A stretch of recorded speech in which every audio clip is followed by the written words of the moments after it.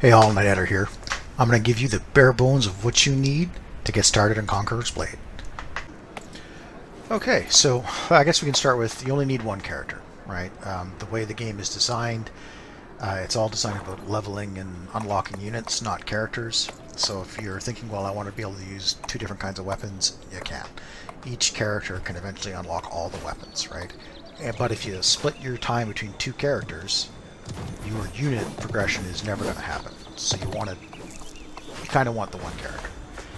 The other thing you want to do is your first weapon matters, right? So weapons are basically weapons that kill other players, weapons that support your unit, weapons that do a little bit of both, right? So um, let's take a look at the weapons real first. So because this is important when you pick it, right? Here we go, skills. So you got short sword, glaive, bow, dual blade, musket, short bow, odachi, poleaxe, longsword, spear, maul, right? So they're also divided into like armor classes, right? So light armor can use every weapon, and it gets progressively more restricted as you get up, right? So I'll go really quickly on these. I'll maybe do a more of a complimentary video on each one, but basically short sword and shield, that's mostly crowd control, a little bit of anti-player, but mostly it's for knocking other units down and slowing other players down so you can kill them, that kind of thing. Glaive, this is a support weapon.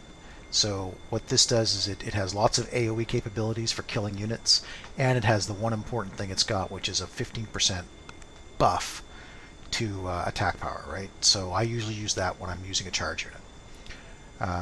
Bow is a light armor weapon, and as you can see, I don't really use it all that much. And it's more of it's not like a weapon that you're going to be in the front line with, right? So bow players tend to stand back a bit, obviously, and kill your unit from afar, and they tend to use other archer units. Dual blade, this unit, this is sort of like that class that you don't even know you have a unit, because they tend to leave them behind all the time, and they go off and they try to assassinate characters, right? So if you don't care about playing with a unit, this is probably your thing. Musket, that's kind of like a really good in-close support for our unit, right? And the reason being is because it's got caltrops and grenades, right? So you drop your caltrop down, and anything charging into that gets super slowed, so that gives your ranged unit a chance, like if you're using muskets or crossbows, to shoot them all down. And then it's got this beautiful black powder grenade, and what that does is it just blows everything down, right? So you throw the caltrops down, you throw that down, and then your unit can tend to pretty much shoot everything down as it goes. Nodachi, that's like one of those, a little bit of both weapons. It can life steal, so the more bots you hit, the more life you can return to yourself. It also has a stagger effect, right? When you hit a player, you stagger a bit, and they can't really recover. Poleaxe, similar in that it has a stagger effect, but it's in the category of killing players really easy, right? It doesn't have a lot of AoE, so it's not so good for killing bots, but for players, kills players pretty good. Longsword and shield. This is another support weapon. This has it's also a very good noob weapon in the sense that it helps keep you alive longer. So if you're playing to control your bots, this will keep you alive. And one of the biggest things it's got is this Mercy of Heaven 3, right? That basically heals you and everything around you. And then Clash of Shields, right? So it's a charge. Your unit's getting charged by another unit, you can charge in and knock them all down, right? Spear, this is a DPS weapon. It has some individual player crowd control. It staggers a little bit, but it's basically pure DPS. Maul, this is the most hated weapon in the game. If you use it, you love it, but everyone else hates you. Essentially, it's very cheesy in the sense that you can basically pick a guy up, right? And, oh wait, it's this one here, I think. Hang on. Strike and grapple, right? So you grab the guy, and you run him away, and you throw him off the wall, or, and what usually happens is, they run you to their unit, and they throw you in the unit, and it kills you, right? And they can go pretty far, and it's even been nerfed for a couple times, but it's still pretty cheesy. Now, you'll see guys, now if you like causing other players to rage in chat, this is the class for you, because people do. Like, I freaking can't stand them. But those are your weapons, right? So it matters what you're going to take. Okay, so the next thing we're going to talk about is progression. How do we get you to where you need to be, right? So levels don't really matter too much, as much as they would in, let's say, World of Warcraft. But eventually you want to get to at least level 60, right? Level 30 is good too, right? Level 30 sooner, because level 30 you can use all weapons, right? You can use all the best weapons in the game. You can use them, right? If you look, my Dragon Blood, level 30, so you can get the good weapons at level 30. The only thing that really makes a difference is that these are your personal stats, and you get attribute points to set as you go, right? So that's why you want to be level 60. It's just to get your attributes to put into where you want to go. I tend to max min, so like I put everything to strength. I don't put like a couple points here, a couple points there. It's either all or nothing in either strength or in toughness or whatever I want to be done for that time. That's what I want to do, right? Now, the best way to level your character is in training battles, right? You get into the training battle and you try and kill as much with your character as you can, while at the same time popping one of these Battle Hero XP cards. And this will get you up to level 60 fairly rapidly, right? The other thing is leveling your unit, and expeditions are the best way to level your unit. Once you hit level 60, you can level your units inside the expeditions. You get lots of XP for that. It's PvE, so it's like frickin' cancer, right? And then of course the nice balance between the two is your matched siege and field battles. This will give you and your unit both decent XP, and it's PvP, so it's fun, right? Now the game's been out for a while, so there's two ways that they've done to try and help you catch up. There's helping you catch up on the unit level, and there's helping you catch up on yourself, right? So let's look at the unit level first. So if you press U, it brings up the unit trees, and if you look at mercenaries here, if you click on that, you'll notice that there's these auxiliaries. Now the choices in these auxiliaries change every week, right? But what it amounts to is you can choose one of these units, or several if you've got the points, right? Notice this purple one's 240, this blue one's 185. But whatever the combination is, and as long as you have the level, like level 80 here, level 30 here, you can choose these units. And they will basically fight for you for a week. When the week's over and you get new units to choose from, you don't lose the progress in the unit you just had, right? So should you unlock it in the unit tree, like let's look at Palace Guards, right? I already have it unlocked, but let's suppose you took Palace Guards, and then as you can see, Palace Guards is a bit of the ways up, right? So let's suppose you eventually get here and unlock it. All the progress that you had in the mercenary Palace Guards transfers over, right? So if you made it to level 11 with the mercenary Palace Guards, you now have an unlocked permanent Palace Guards. That's level 11. Okay, so that's a nice bonus to you. Then there's these guys, mercenaries. Essentially what these do is it gives you a boost to, money creation, honor creation, all that kind of stuff. But the problem with these is that they're garbage units, right?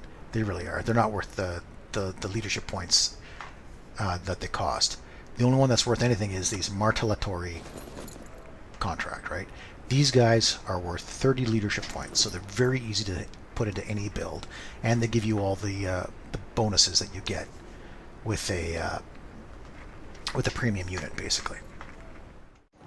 Now the last thing we're going to look at is how Conqueror's Blade has put in a catch-up quest line for you. So if you press F4, and you can see it's also over here, that brings up these paths, right? I've obviously completed them all, but you start out at the Path of Valor. And what it does basically is as you complete these challenges, you unlock things, right? And eventually you'll get armor, you'll get treaties, you'll get skins, and at the very end, once you get to Path of Wisdom, it opens up a quest that allows you to pick a free golden era unit. Now, one of the other things you're going to get going through all these paths is unit experience tokens, right? And that's these things here, unit experience tokens. Save them all, and when you finally unlock your golden era unit, you'll be able to use those tokens to level them, right? So you'll, instead of having a level 1 golden era unit, you might get like a level 20, right? So save all those. So that's that. Now, as you go on playing on the week, you're going to have to look at your daily quests, right? So you get daily quests that you pick up from the sheriff, but there's also these weekly quests. Now, these weekly quests you can get just by playing the game, but you can also target them, right? So like this one, win 2 expeditions, and it gives you this stuff, right? Valor, defeat 2 short bow players, right? So all of these will advance you along this line, in addition to giving you, you know, whatever a reward is for the quest itself. Now, the reason you want to keep going across this line is because it's going to give you something called treaties, right? And a treaties looks like this. It's this thing right there. That's a treaties. What are these used for? These are used to get something called a doctrine, right? And these doctrines you add to your unit. So if I pull up a random unit, let's say, I go to my barracks, I pull up, let's say, my paladins. These are the doctrines, right? And you just basically, you want to take one out, put it back in, you know, or let's say I take it out, I can put a different one in. So you can mix and match your doctrines, right? And those are got by pressing X, and it brings up this War Scholar menu, right? So right now, and every day it changes, it's the Carry On Birds Banquet. And if you use the treaty to hit Excavate Site, it'll give you something like this, right? So you get a chance at getting an epic doctrine for your infantry. But if you use 10, if you wait till you have 10, you're guaranteed to get one, right? So tomorrow it might be, you know, the Bowman's Wrath, which will give you ranged doctrines. So whichever one you're going for, if you're going for, you know, a ranged build, you want to wait for that. Don't just use them willy-nilly. Use them to target whatever your playstyle is. And finally, the last way you can catch up is if you got a big fat wallet, right? So again, you press F5, you bring up the current season, right?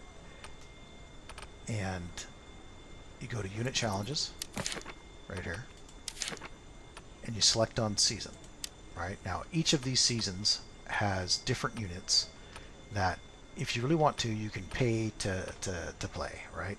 So there are 2 that I highly recommend because they're cheap, they're easy to get, and they work well. In Season 2, Wrath of the Nomads, you can easily get your Nav 10 archers. These are excellent archers.